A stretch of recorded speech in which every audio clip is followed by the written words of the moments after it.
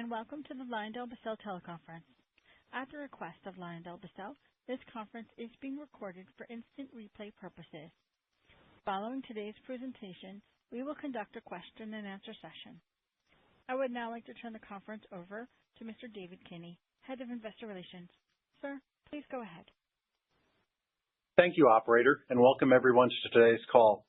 Before we begin the discussion, I would like to point out that a slide presentation accompanies the call and is available on our website at investors.lyondellbasell.com. Today, we will be discussing our third quarter results while making reference to some forward-looking statements and non-GAAP financial measures.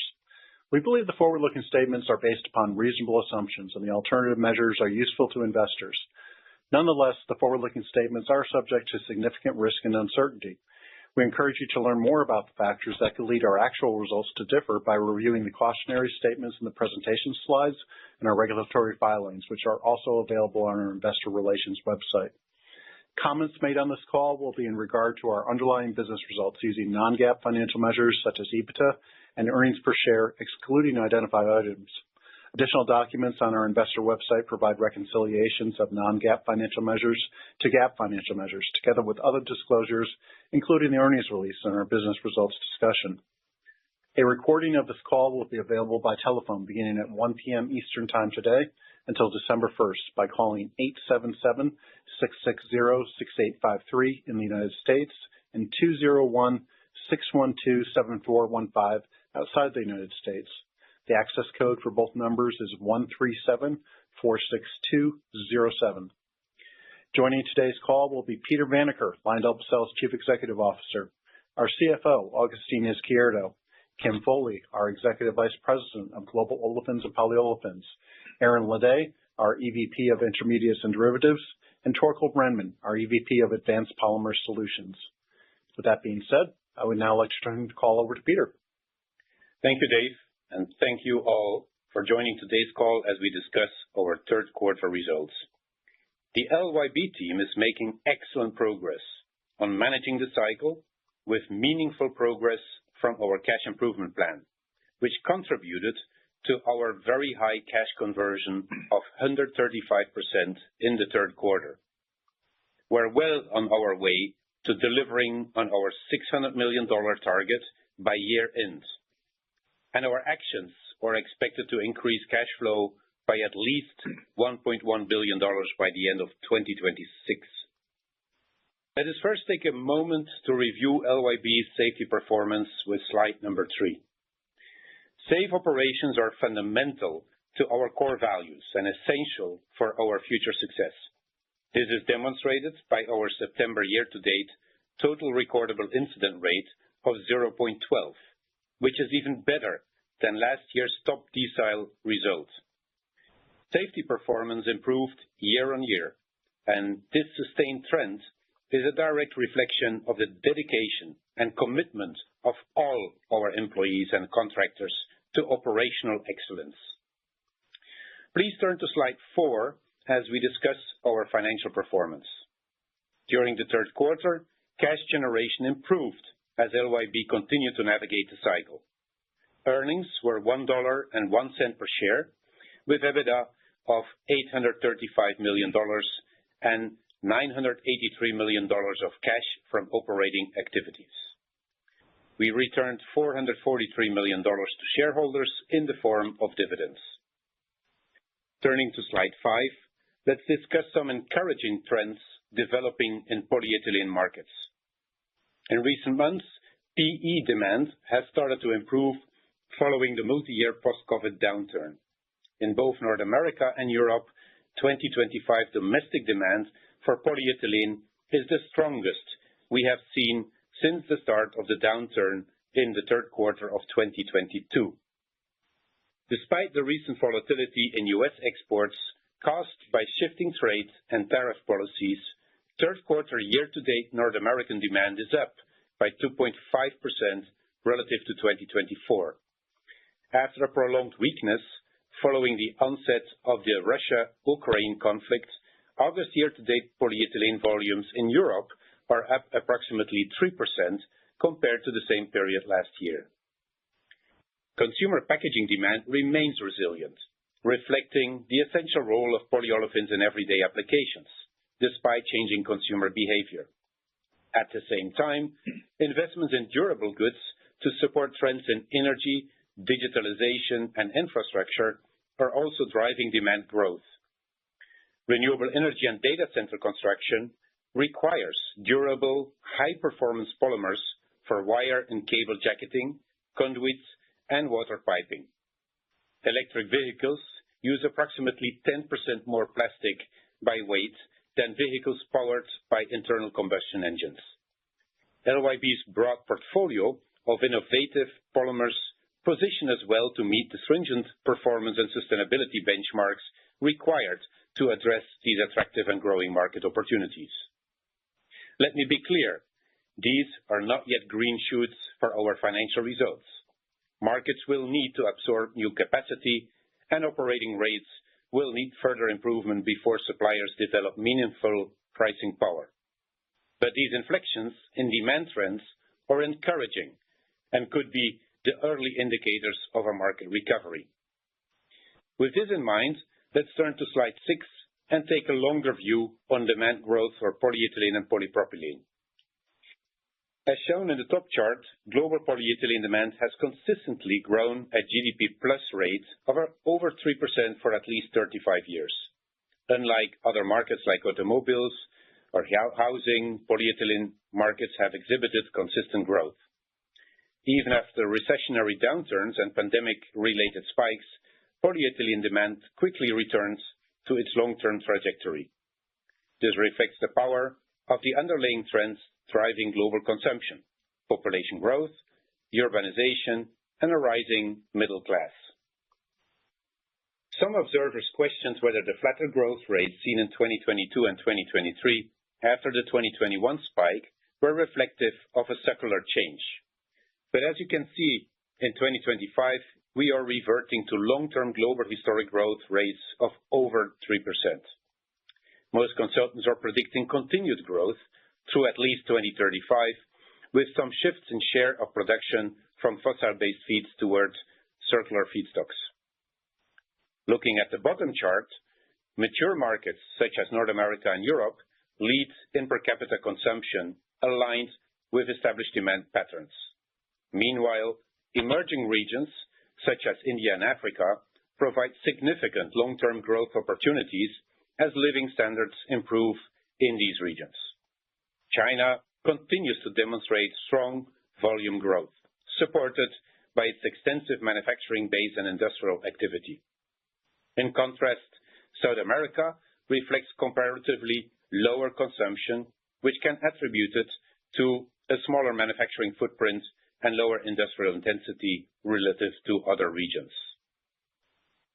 These trends reinforce the importance of regional dynamics, shaping the growth of polyolefins in the global market.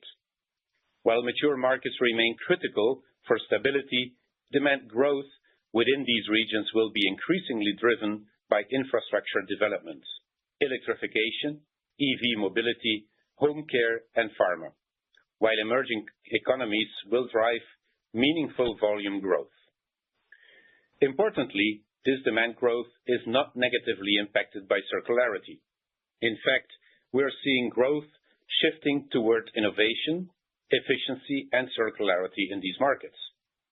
LYB continues to lead in sustainable solutions by investing in innovative feedstock sourcing, positioning us to capture value across diverse markets as we advance our strategy.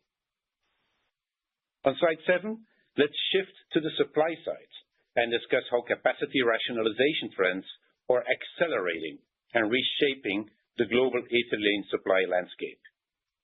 As seen on the chart to the left, announced and anticipated closures and idling from 2020 through 2028 add up to more than 21 million tons of ethylene capacity, representing roughly 10% of global supply.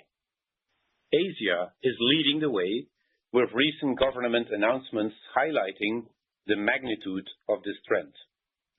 South Korea is targeting closures of up to 25%, while Japan recently announced closures of 1.5 million tons. China is also a critical driver for global rationalization. With high costs for feedstocks, much of the Chinese petrochemical industry is on the wrong end of the cost curve.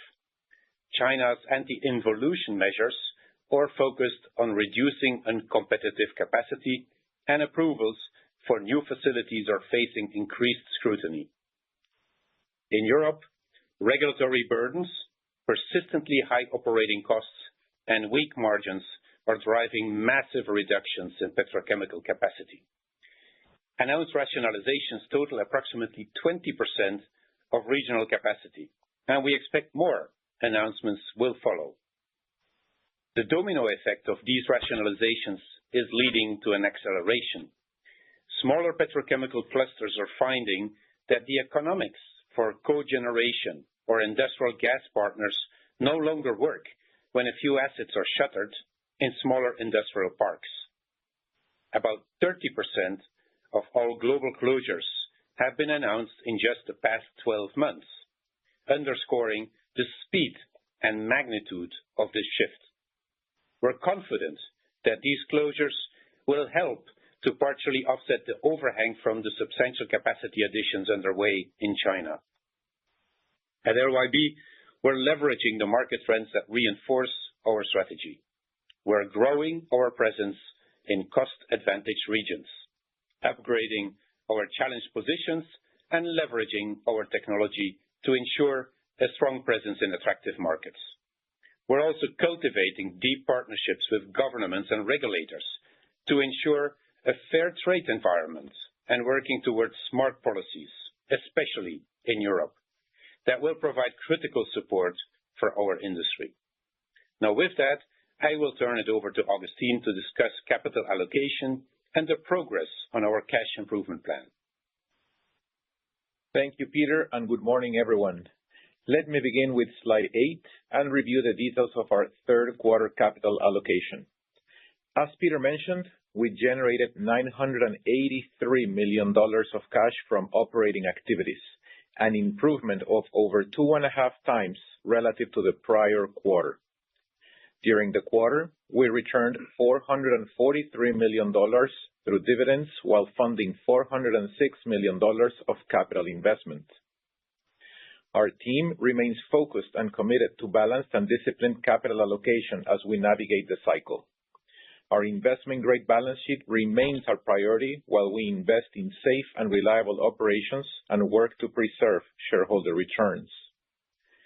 We continue to advance our strategic initiatives to build a stronger and more resilient LYB. Today, we are announcing a further reduction in our 2026 capital expenditures to $1.2 billion. We will continue to work to complete our MoReTec 1 chemical recycling facility in Germany as we work to optimize our 2026 spending on maintenance. We are continuing to make good progress on the Value Enhancement Program, which remains on track to exceed our target for 2025. Similarly, our cash improvement plan is on track to deliver our $600 million target of incremental cash flow. Year to date, we have achieved $150 million in fixed cost reductions. I will review the progress on our cash improvement plan in more depth on the next slide. We are taking clear actions to ensure that we can continue to successfully navigate the cycle, with a commitment to our investment-grade credit rating as the foundation of our disciplined capital allocation framework. Please turn to slide 9 and let's continue by reviewing the progress on our 2025 cash improvement plan. For this year, we are targeting $600 million of improvement through a combination of working capital, fixed cost, and CapEx reductions as part of our total commitment to deliver $1.1 billion of improvement by the end of next year. We are making progress on working capital reductions through our traditional levers of managing inventories and payables. With this in mind, we are on track to meet our target of realizing approximately $200 million of working capital reductions.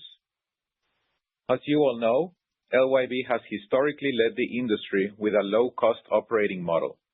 Nevertheless, we have identified further opportunities to streamline our operations and are on track to exceed our $200 million fixed cost reduction target by the end of 2025 with year-to-date fixed cost reductions at approximately $150 million relative to our 2025 plan.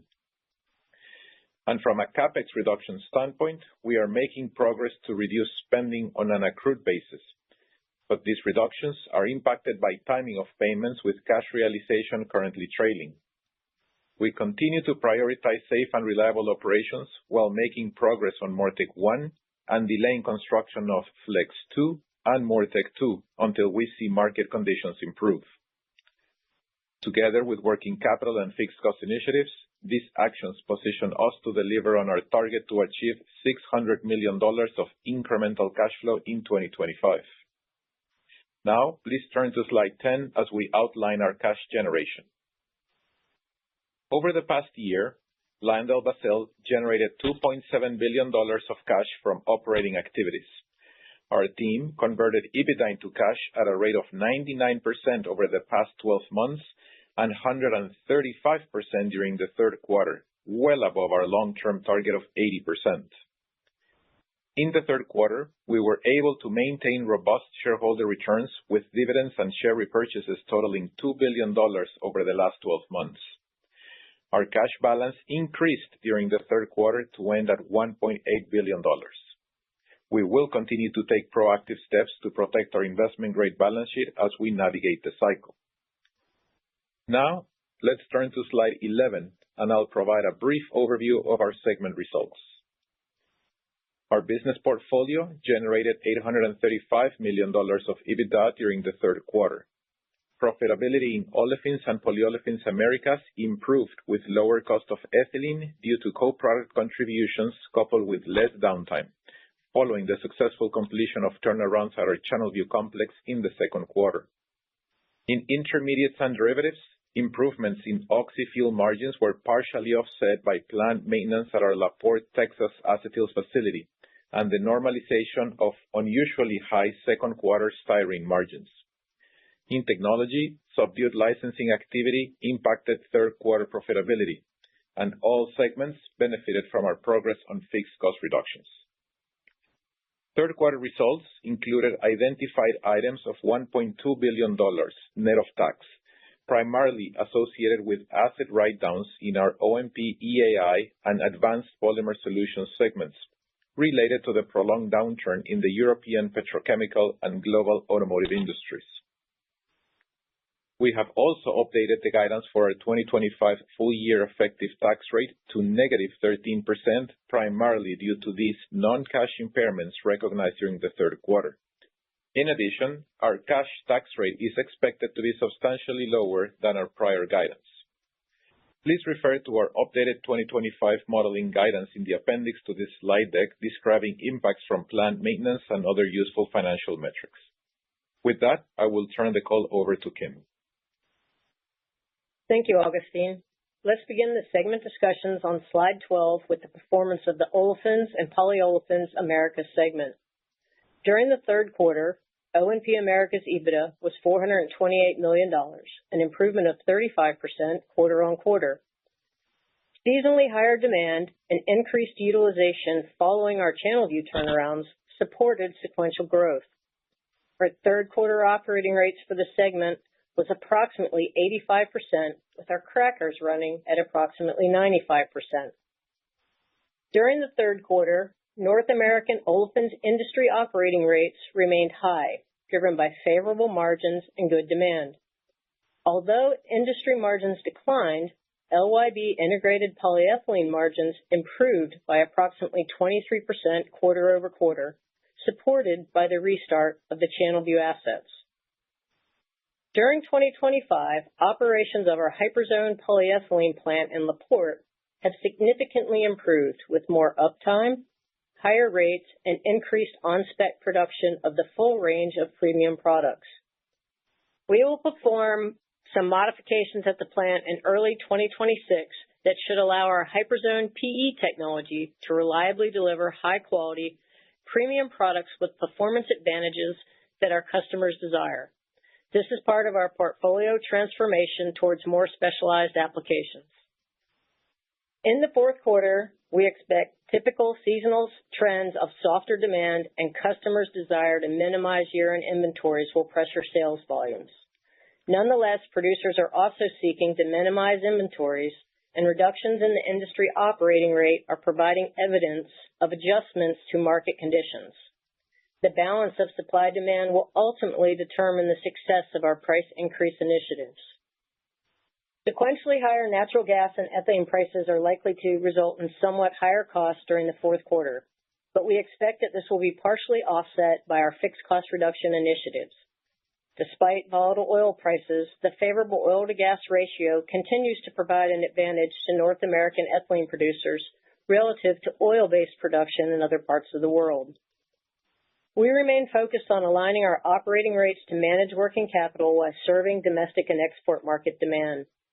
We expect to reduce our operating rates by 5% and are targeting 80% utilization across the segment during the fourth quarter.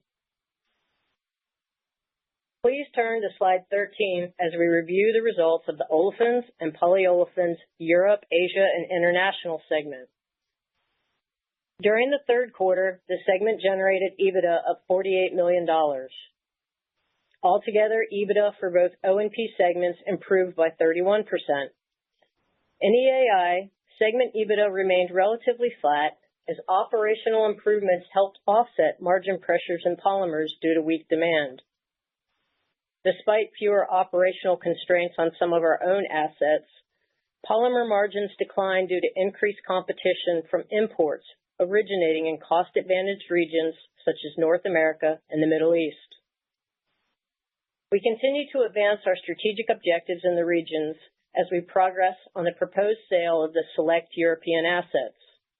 As part of this transaction, I am proud to share that we have achieved a major milestone with the signing of the sales and purchase agreement. This marks another step towards closing the transaction, which we expect to occur in the first half of 2026. The transaction is another example of our strategy to grow and upgrade the core through optimizing our portfolio for long-term value creation. Additionally, as part of our second strategic pillar to build a profitable CLCS business, we are making good progress on the construction of our MoReTec 1 facility in Wesseling, Germany. Major equipment deliveries are underway, and structural steel is being installed to position us for a successful ramp-up in 2027. Looking ahead to the fourth quarter, we expect similar seasonal softness in Europe. Rising feedstock costs are expected to add further pressure on margins. In response, we are taking steps to significantly reduce fourth quarter production. We intend to idle the larger of the two crackers in Wesseling, Germany, OM6, for at least 40 days during November and December. As such, we are targeting operating rates for approximately 60% across the segment during the fourth quarter. With that, I will turn the call over to Aaron. Thank you, Kim. Please turn to slide 14 as we look at the Intermediates and Derivatives segment. In the third quarter, segment EBITDA sequentially increased to $303 million, as improved margins for oxyfuels were partially offset by planned maintenance downtime at our LaPorte acetyls assets. Oxyfuels margins were supported by planned and unplanned outages that reduced the supply of high-octane gasoline blend stocks in the Atlantic Basin. Our Bayport facility had a 3-week unplanned outage related to a third-party supplier, impacting EBITDA by approximately $15 million, while other notable outages included competitors along the Gulf Coast and in Western Africa. As a result of our downtime, LYB operating rates across the segment fell 5 percentage points short of our goal of 80% rates for the third quarter. Styrene margins normalized following second quarter supply disruptions across the industry. In September, we began a planned turnaround of our acetyls assets that will continue into the fourth quarter. The turnaround will support the first steps of our catalyst conversion initiative aimed at improving margins and productivity while reducing our reliance on costly precious metals. As we navigate the cycle, our focus on operational excellence continues to deliver results. In addition to executing on the LaPorte turnaround, we recently achieved a milestone with our Channelview PO/TBA facility exceeding benchmark production rates during the quarter, reflecting focused execution and reliability across the site. Moving into the fourth quarter, we expect oxyfuels margins to moderate as typical year-end trends take hold in both gasoline and butane prices, although perhaps not as pronounced as in previous years. As part of our work to manage inventories, we will idle one of our POSM units in Channelview at the beginning of November for approximately 40 days. With this additional downtime, we expect to operate our I&D assets at a weighted average rate of approximately 75% during the fourth quarter. With that, I will turn the call over to Torkel. Thank you, Aaron. Please turn to slide 15 as we review results for the Advanced Polymer Solutions segment. Third quarter EBITDA was $47 million as our cost discipline supported margin improvement to overcome headwinds in automotive markets. Global automotive production volumes declined as OEMs experienced typical downtime in the third quarter, and our volumes slightly declined due to lower demand from customers in the construction and electronics industries. EBITDA for the first 9 months of 2025 exceeded full-year results for 2023 or 2024, clearly demonstrating the excellent progress the APS team is making to transform the business despite the challenging market environment. Looking ahead, we expect near-term demand to remain soft across key sectors and regions. Pricing pressures are partially offsetting the benefits of fixed cost reductions achieved through our cash improvement plan.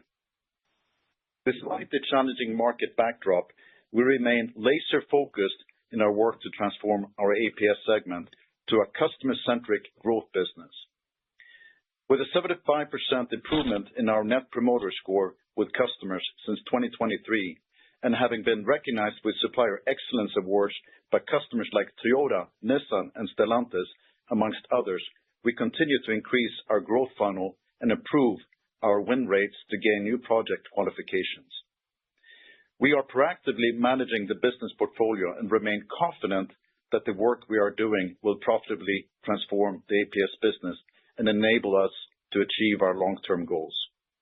With that, I will return the call to Peter. Thank you, Torkel. Please turn to slide 16, and I will discuss the results for the technology segment on behalf of Jim Seward. Third quarter EBITDA of $15 million was lower than the guidance we provided during our second quarter call. Licensing profitability decreased as revenues declined, and market dynamics remained challenging with very low licensing activity and lower catalyst volumes. We see licensing activity has dropped nearly 2/3 since its cyclical peak in 2018, with current levels comparable to the lows seen in the early 2000s, underscoring the significant slowdown of investments in global petrochemical capacity. In contrast, margins for our catalyst increased on sales mix improvements. In the fourth quarter, we expect improved profitability as previously sold licenses achieve revenue milestones. Additionally, catalyst demand is expected to improve from the unusually low levels seen in the third quarter. As a result, we estimate that the fourth quarter technology segment results will be similar to the first quarter results. Let me share our views on our key regional and product markets on slide 17. In line with earlier comments, we expect typical year-end seasonality, and our actions to proactively reduce operating rates will create headwinds across most businesses, resulting in lower fourth quarter profitability. In the Americas, exports will continue to play a critical role in balancing markets.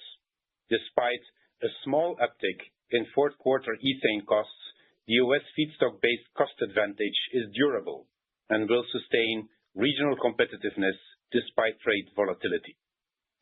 As global trade flows adjust, these structural advantages will continue to allow LYB to capture opportunities from cost-advantaged U.S. production.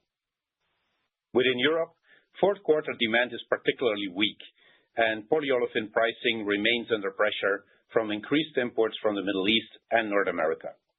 Nonetheless, circularity initiatives continue to benefit from supportive regional regulations, reinforcing consumer preferences for sustainable products in the region. In addition, accelerating capacity rationalizations will help to improve supply and demand balances across the industry. In Asia, near-term capacity additions will continue to pressure regional supply and demand dynamics. That said, we remain cautiously optimistic as recent rationalization efforts in the region, as well as China's anti-involution measures, could provide partial offsets over the medium term. Within packaging markets, demand remains good, even amid broader economic uncertainty, as a shift towards value-driven consumption for packaged foods and other essential products sustains steady demand for our products. In building and construction markets, while lower interest rates are driving an increase in mortgage applications, affordability continues to constrain pent-up consumer demand for new and existing homes. In automotive markets, forecasts have become less pessimistic in the industry, as recent trade agreements are providing greater clarity and reducing uncertainty across the sector. Lastly, in oxyfuels, despite a strong October, the seasonal compression in gasoline crack spreads are expected to reduce profitability for the remainder of the year. However, we expect industry downtime will provide some modest support for margins relative to typical fourth quarter trends. As we conclude today's call, I would like to acknowledge the resilience and discipline our team continues to demonstrate.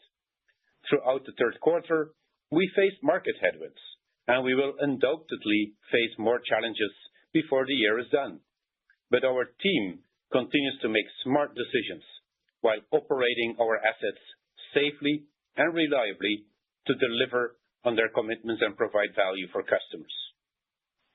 We continue to navigate the cycle with discipline, agility, and a clear vision that will position LYB to emerge stronger and deliver lasting value for all our stakeholders.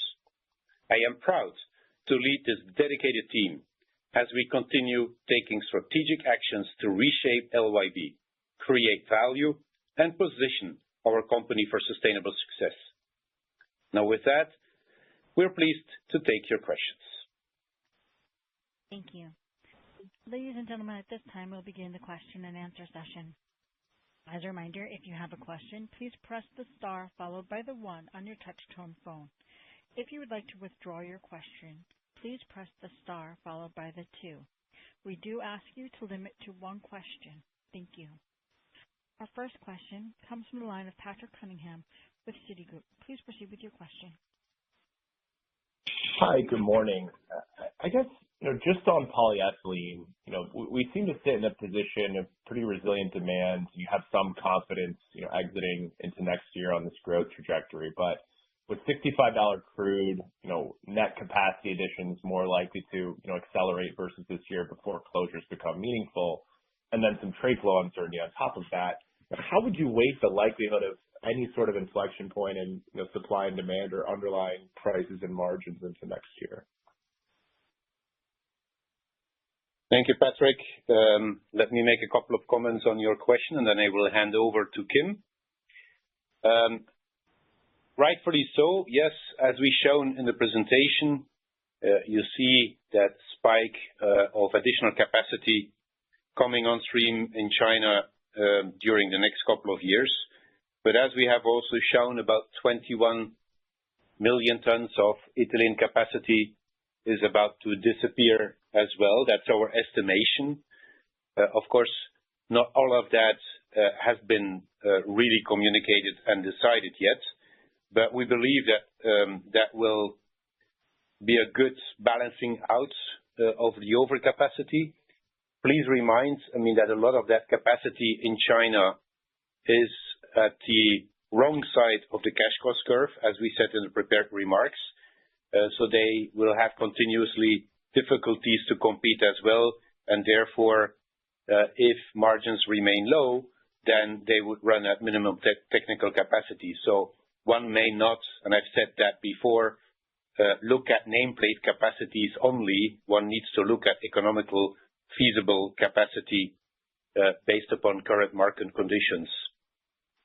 We continue to see that polyethylene globally is very robust in terms of demand. That, of course, has to do with the different application that it goes in. Consumer packaging continues to be very robust, what we have seen also in the past during critical periods in time, like, for example, a pandemic.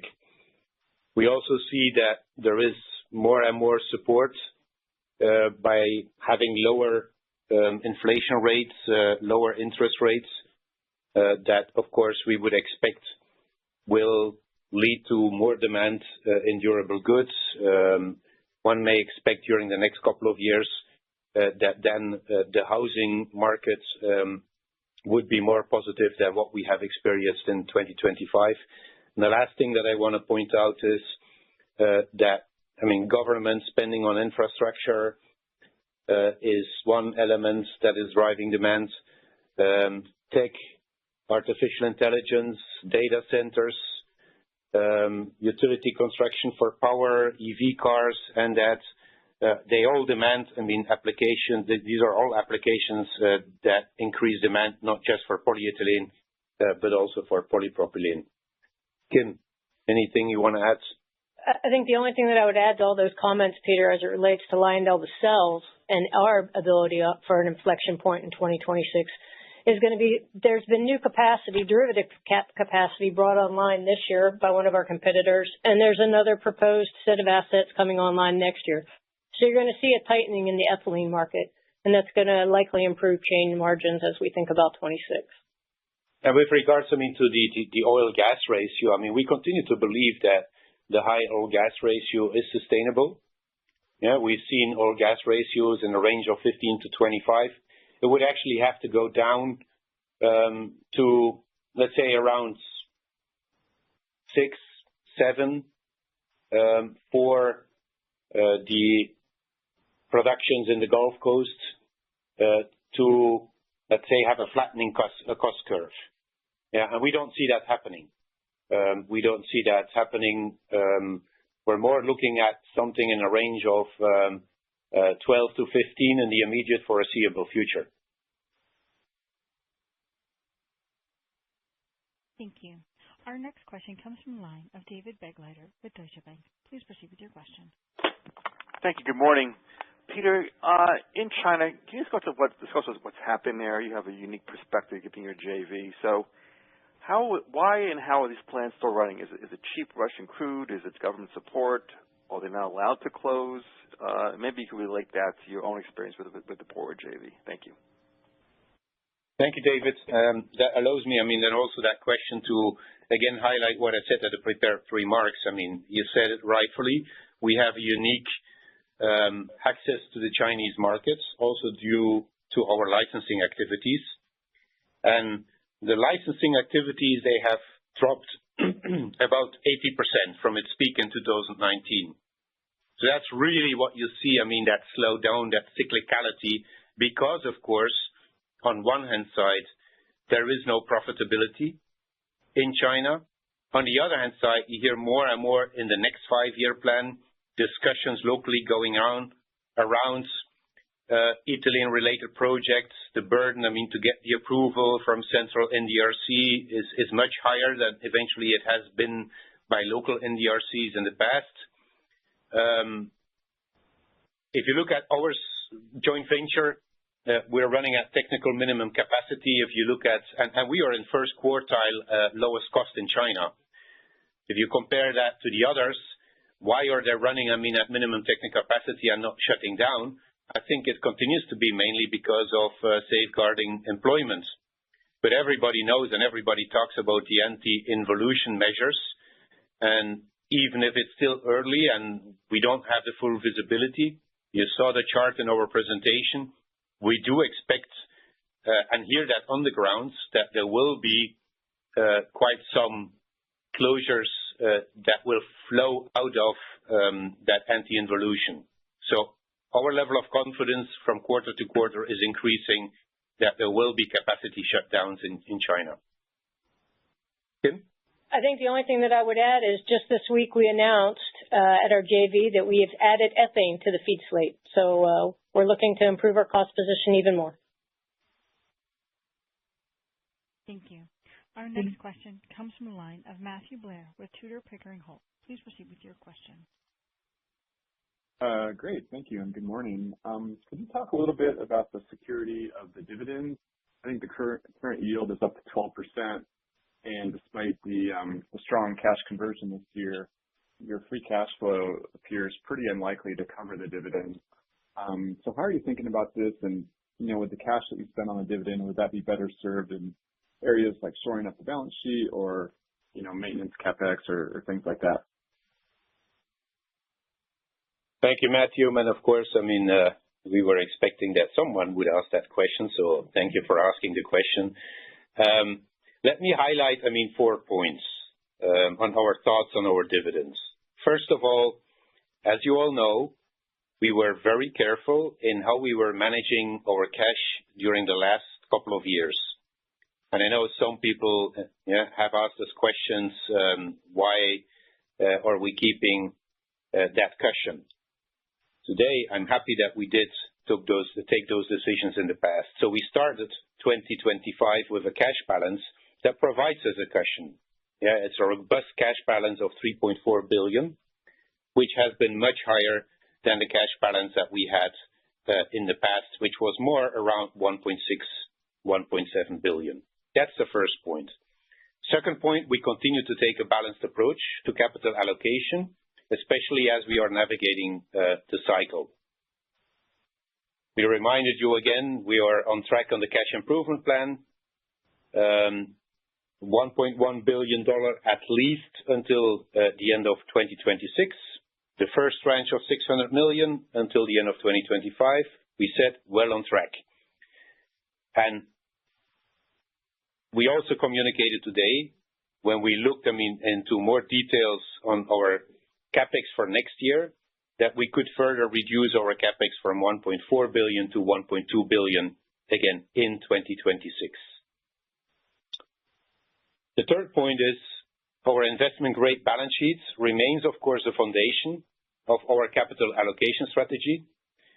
You all know, that investment grades makes it cheaper to do business, avoids, having to make dramatic changes to our strategy or portfolio to address, the balance sheet. And we continue to have very proactive dialogues with credit agencies. We're also fully aware of their expectations and the sensitivities. So also as part, you saw our actions of navigating the cycle. We proactively renegotiated the net debt to EBITDA covenants on our RCF in September from 3.5 multiple to 4.5 turns, and that through 2027. And that's, of course, also, these are activities that build trust with the rating agencies. And the last point I want to make is safe and reliable operations. Now, sustaining CapEx remains a core priority for us. So we're not shortcutting, we're not putting safety and reliability in jeopardy. But as we have transformed already our portfolio, it means that also moving forward, we can do with less safe and reliability, so sustaining CapEx. And the last element is progressing, as we said, very well in that portfolio management, and that is the exit of the 4 sites, the sale that we have, as said, with very good involvement of Equita in the entire process. They are very committed, so therefore we continue to believe that we will be able to close in the first half of 2026, and that, of course, will continue to free up CapEx for LYB. Thank you. Our next question comes from the line of Jeff Zekauskas with J.P. Morgan. Please proceed with your question. Thanks very much. Your CapEx number for next year that you project, $1.2 billion, is below your depreciation and amortization. Are there any growth projects that are left in the capital budget for next year? And if there are, which ones? And for Augustine, do you expect your accounts payable to be very different in the fourth quarter than they were in the third quarter? Thank you, Jeff, for your question. Let me take the first part. and then I will hand over to Augustine to take the second part. If you remember well, then we have been investing quite above, depreciation during the last at least 4 or 5 years. And that gives us opportunities because we are not fully leveraging upon those opportunities yet because of where the market today is. Let me remind you that we have our hyperzone that was standing for 170 million per year improvements. We're ramping it up. We do some additional smaller investments in hyperzone so to make it very further reliable. We do the investment in acetyls reliability and the debottlenecking, the new technology, standing for 75 million. All of that, of course, mid-cycle margins. Our MRT1 continue to progress, which is standing for about 25 million plus per year in EBITDA.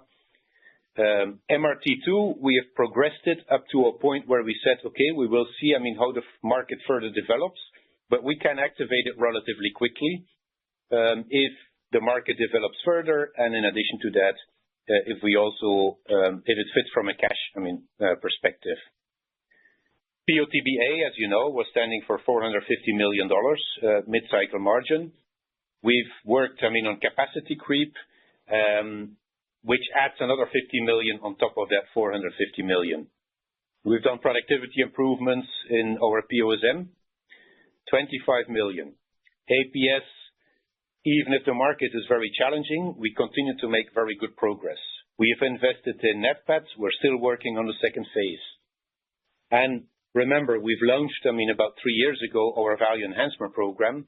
We're well on track to exceed, the 1 billion exit run rate mid-cycle margin target for the end of 2025.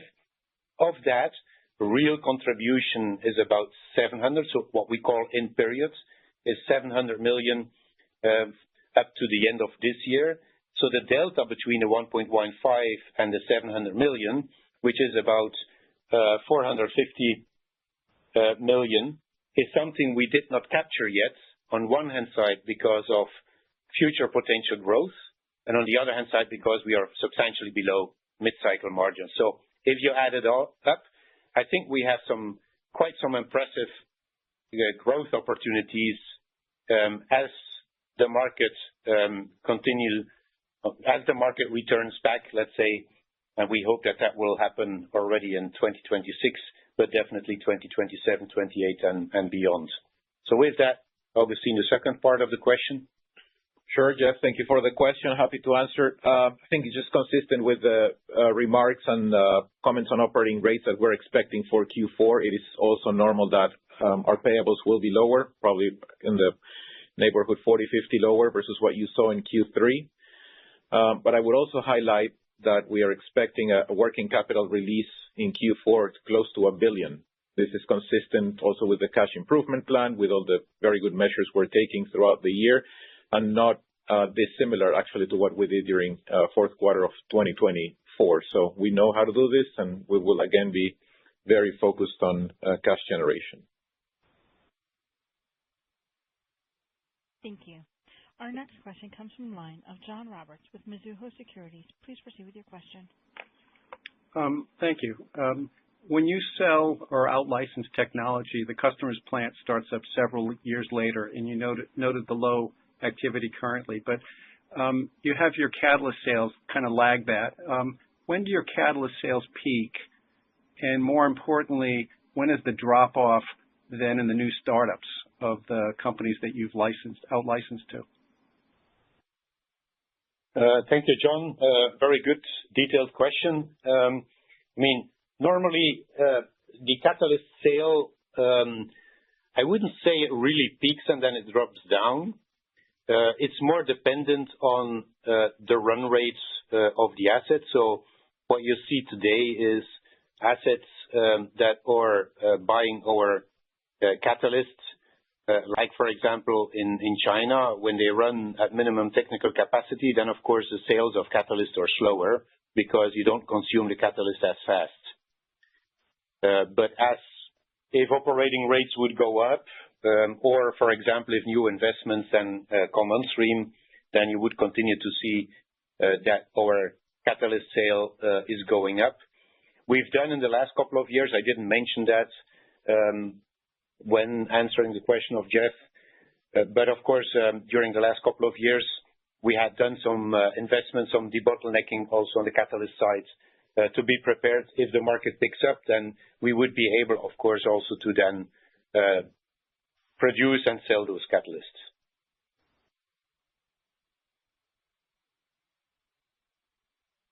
Thank you. Our next question comes from the line of Frank Mitsch with Fermium Research. Please proceed with your question. Thank you so much, and happy Halloween, everyone.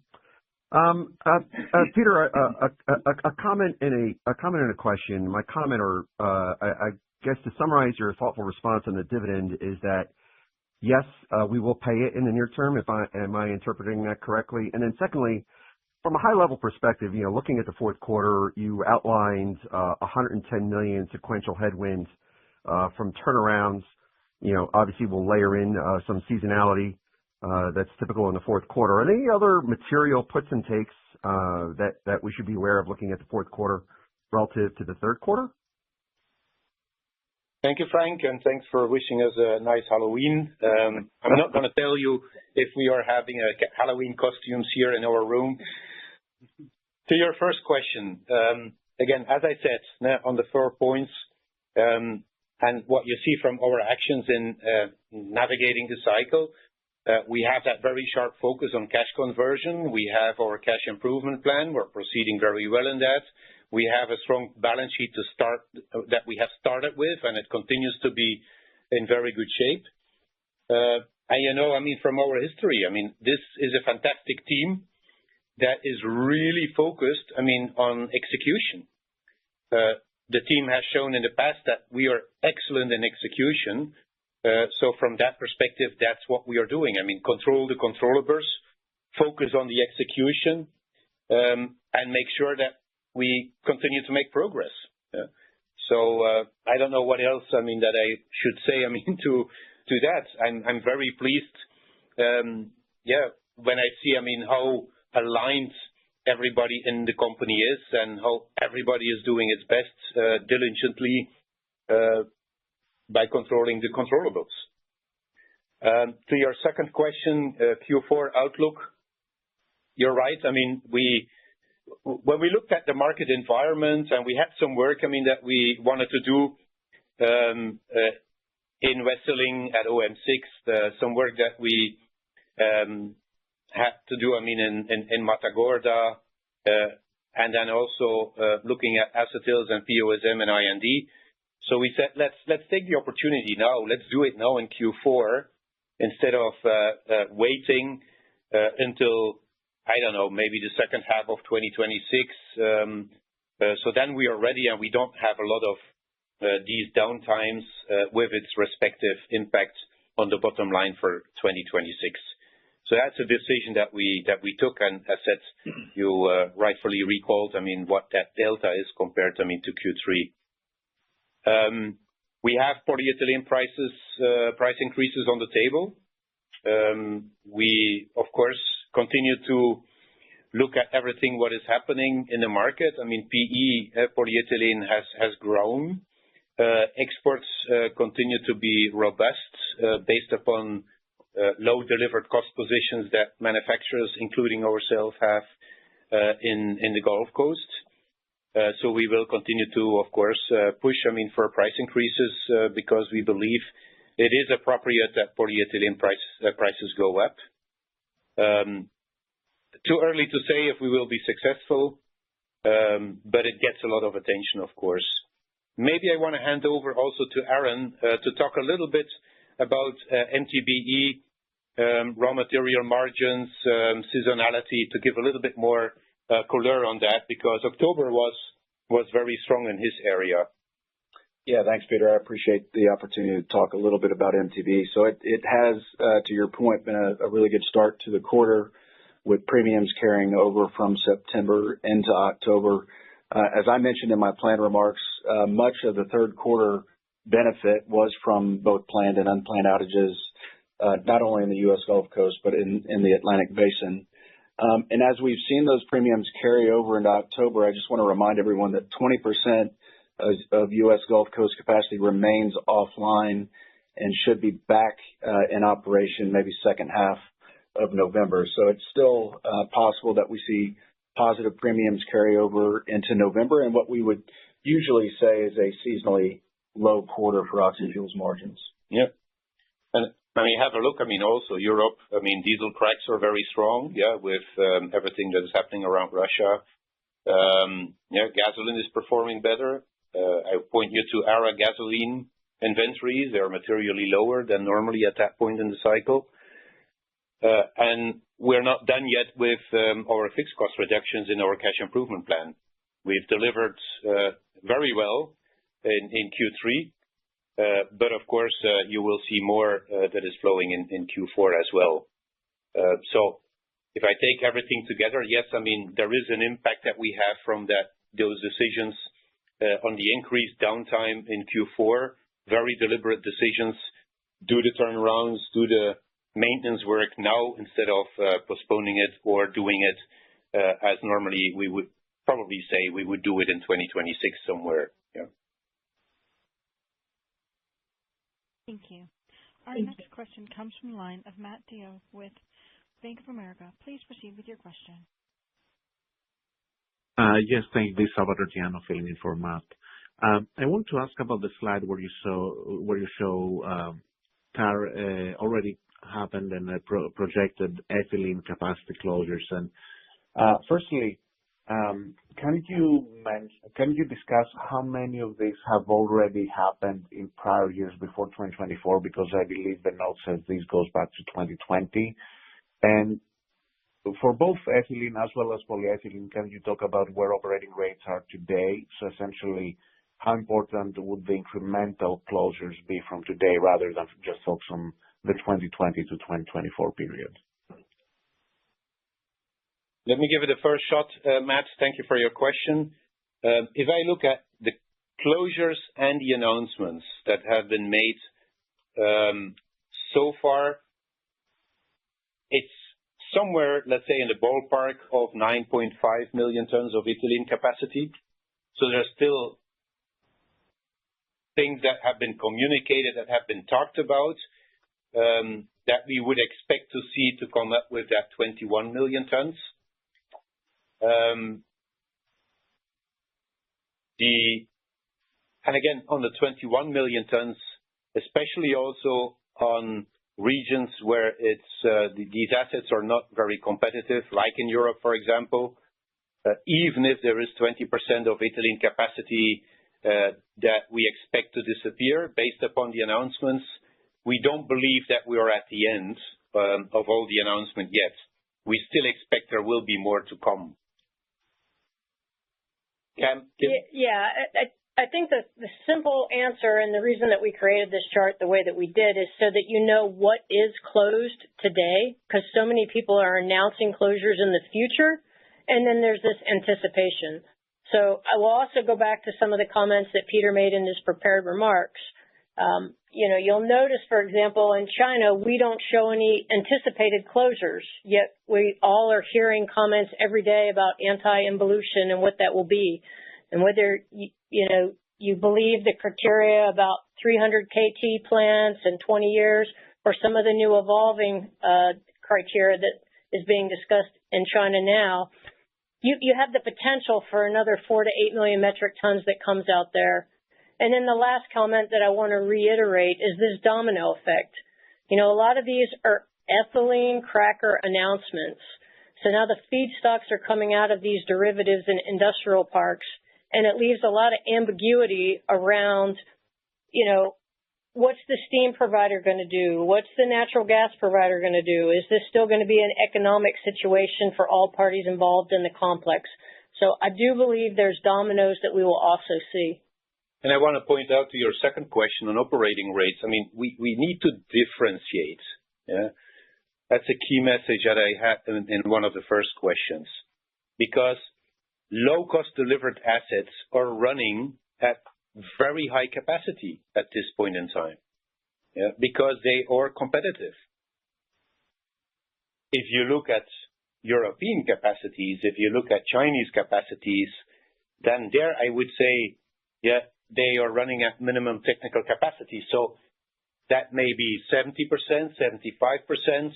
Some of them minimum technical capacity, if they don't have the flexibility, is close to 80%.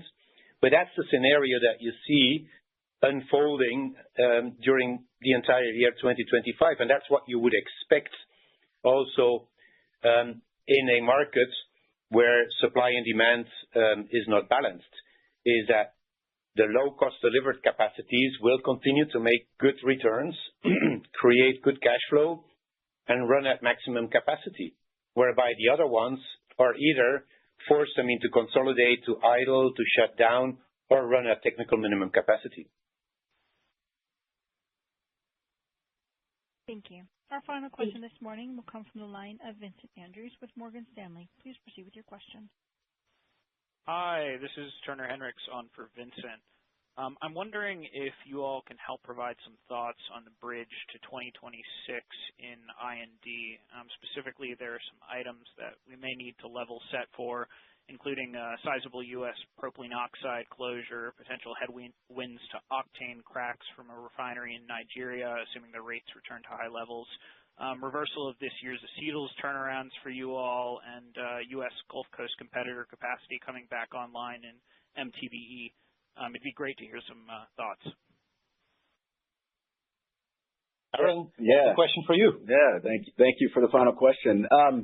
So maybe I'll point to a few different comments, and we have reason for optimism as we look to 2026. I'll start with PO rationalization. To your point, 10% of global capacity has been announced to come offline in the last 12 months. And so in the primary regions that we serve, we're already seeing market share improvement, particularly in the U.S. and in Europe. You spoke to acetyls. You know, that's an investment that we've been waiting to make really at this level since COVID. We've been pushing capital out and waiting to invest in the asset. But the investment that we're making, we do expect it not only to show in terms of improvement from reliability, but we'll also see additional capacity coming out of our acid unit next year. I already mentioned in my planned remarks from a PO/TBA capacity perspective, we've demonstrated that we can run beyond benchmark rates, a little less than 10%. And remember, that's CapEx-free capacity. So I'd say, you know, that's combine all three of those, and that's the reason why I look to 2026 and have some optimism. Thank you. That concludes our question and answer session. I'll turn the floor back to Mr. Vanacker for any final comments. Thank you again for all your thoughtful questions. Let me make some final comments. Our sharp focus on cash conversion, our cash improvement plan, and our strong balance sheet is allowing us to successfully navigate through this prolonged downturn. And our execution track record clearly demonstrates our progress. We've captured some of the value from our past investments in the new PO/TBA facility, Hyperzone PE, the NetPet joint venture, and our value enhancement program. These investments will provide further upside as markets recover.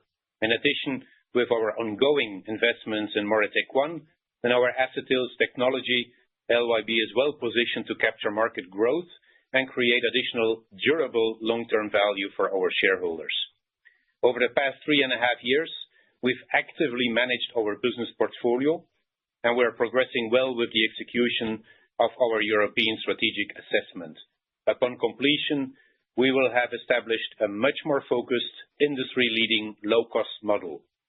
And we're finding some tailwinds for 2026 and 2027.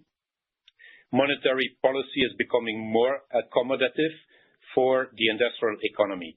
And LYB is prepared. After several years of heavy maintenance, we expect next year we will have less downtime, and our smaller footprint will require less sustaining capital to support our results over 26 and 27. We hope that you all have a great weekend and a great Halloween.